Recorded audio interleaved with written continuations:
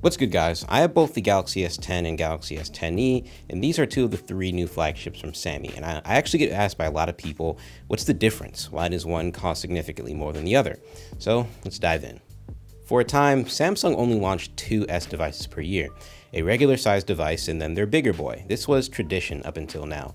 Now there's the third wheel, the odd man out, the S10e. But the S10e is actually quite special as it manages to almost do everything the regular S10 can, and for $200 less at a starting point of $700.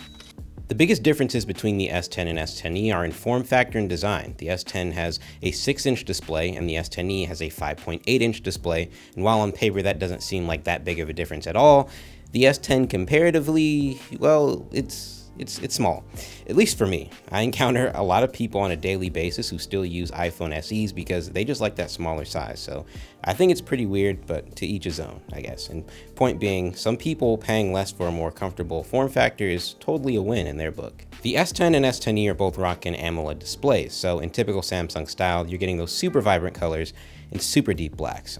I love the displays on both, and they definitely make me regret going back to use my iPhone every damn time. But between the two though, there really isn't much of a difference, if any at all. The S10 is maybe slightly brighter than the E and may have a tad bit more sharpness, but overall I'm really glad Samsung doesn't make you compromise with the display quality.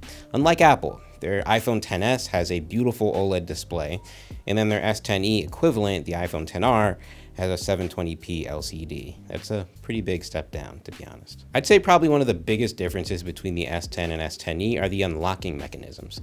The S10e uses a traditional fingerprint reader built into the power button, and the S10 uses an ultrasonic fingerprint reader built into the display.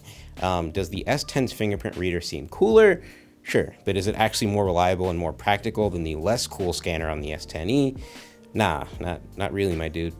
This under-display fingerprint tech is just not there yet, honestly. I've said it before and I'll say it again. I feel like this is more of an experimental feature, and like I said, they could have waited a year to improve on the technology a bit more.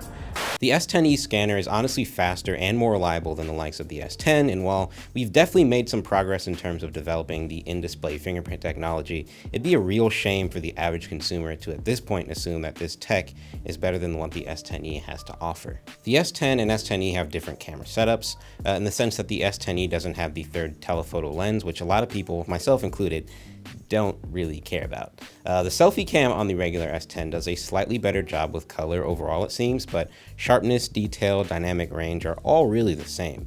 The two rear cameras that the S10 and S10e share are also pretty much identical. I've legit struggled to find ways in which one is truly better than the other overall, and that's because one really isn't better than the other.